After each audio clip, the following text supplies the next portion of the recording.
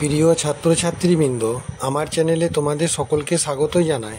আজ তোমাদের সামনে যে প্রশ্ন উত্তরটি এনেছি সেটি বাঁকুড়া বিশ্ববিদ্যালয়ের বাংলা তৃতীয় সেমিস্টার মাইনরের প্রশ্ন উত্তর। এই প্রশ্ন উত্তরটি প্রথম থেকে শেষ পর্যন্ত দেখার সাথে সাথে আমার চ্যানেলে নতুন হয়ে থাকলে চ্যানেলটিকে অবশ্যই সাবস্ক্রাইব করবে। আর তোমরা আরও অন্যান্য প্রশ্নের উত্তরগুলো শর্ট ভিডিওর মাধ্যমেও পেয়ে যেতে পারো। দেখো, ছেদ ও জ্যোতি কাকে বলে? ছেদ ও জ্যোতি সম্পর্কে সংক্ষিপ্ত পরিচয় দাও। উত্তর দেখো, ছেদ কথার অর্থ হলো বিরতি, আবার জ্যোতি কথার অর্থও বিরতি। তবে দুইয়ের মধ্যে সূক্ষ্ম পার্থক্য রয়েছে।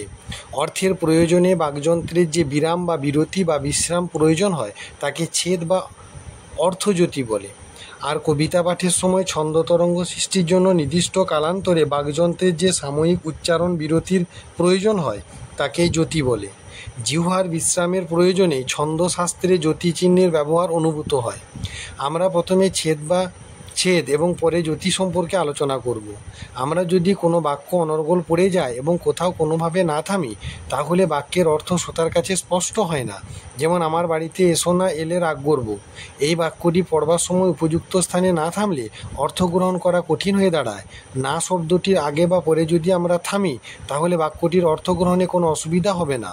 তবে বাক্যের যে কোনো স্থানে ছেদ জ্যোতি বসালে চলে না, উপযুক্ত স্থানে বসাতে হয়। তা না হলে অভিপ্রেত অর্থগ্রহণে অসুবিধা দেখা দেয়। যদি বাড়িতে আসাটা অভিপ্রেত হয় তবে এসোর পরে ছেদ বসবে, আর যদি না আসায় অভিপ্রেত হয় তবে না এর পরে ছেদ চিহ্ন বসবে। আরও একটি উদাহরণের সাহায্যে বিষয়টি স্পষ্টত আনা হলো। জেবুন্নেসা সম্রাট প্রাসাদের অবরুদ্ধ অচেতন আরামগর্ভ হইতে তীব্র যন্ত্রণার পর ধুলোয় ভূমিষ্ঠ হইয়া উদার জগতিতলে জন্মগ্রহণ করিল। উদ্ধৃতাংশে তারকা চিহ্নগুলো ছেদ জ্যোতি হিসেবে ব্যবহৃত হয়েছে।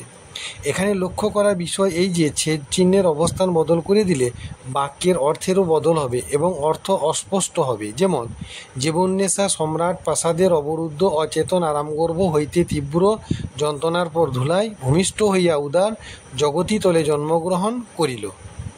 আচার্য প্রবোধচন্দ্র সেন লিখেছেন, জ্যোতির অপর নাম ছেদ। জ্যোতি ও ছেদের অর্থগত পার্থক্য স্বীকার অনাবশ্যক। প্রকৃতিভেদে জ্যোতি দ্বিবিধ, ভাবজ্যোতি ও ছন্দজ্যোতি। গদ্যের প্রধান অবলম্বন ভাবজ্যোতি আর পদ্যের প্রধান অবলম্বন হলো ছন্দজ্যোতি। তাই ছন্দ আলোচনায় জ্যোতি বললে ছন্দজ্যোতি বোঝায়। তাই কবিতা পাঠের সময় যদি সঠিক জায়গায় জ্যোতিচিহ্ন নির্দেশিত না হয় সেক্ষেত্রে ছন্দপতন ঘটে। ডক্টর বীরেন্দ্র দত্ত মহাশয় বাংলা ছন্দের সেকাল একাল গ্রন্থে লিখেছেন, প্রথম ঝোঁকেই যে গতি শুরু হয় যাকে বলা হয় পর্বগতি, তার যেখানে শেষ তাকেই বলে ছন্দের ভাষার জ্যোতি। এমন জ্যোতির অবস্থান এক একটি পংক্তির মধ্যে সব সমান পর্যায়ে থাকে না। তাদের মধ্যেকার তারতম্যভেদে জ্যোতি হলো 5 প্রকার, যথা পূর্ণজ্যোতি, অর্ধ বা পদজ্যোতি, লঘু বা পর্বজ্যোতি, উপজ্যোতি, অনুজ্যোতি। নিম্নে 5 প্রকার জ্যোতিচিহ্নের ব্যবহার বসানো হলো। পূর্ণজ্যোতির ব্যবহার: বৃষ্টি পড়ে টাপুর টুপুর নদে এলো বান। 2 নম্বর, অর্ধ বা পদজ্যোতি বসে দেখো, নিম খাওয়ালে চিনি বলে কথাই করে ছলো। লঘু বা পর্বজ্যোতি উদাহরণ দেখো, মহাভারতের কথা অমৃত সমান। উপজ্যোতি হচ্ছে পৃথিবীর সব ঘুঘু ডাকে দিচ্ছে হিজলের বনে। অনুজ্যোতি একটা উদাহরণ, অনুপমা।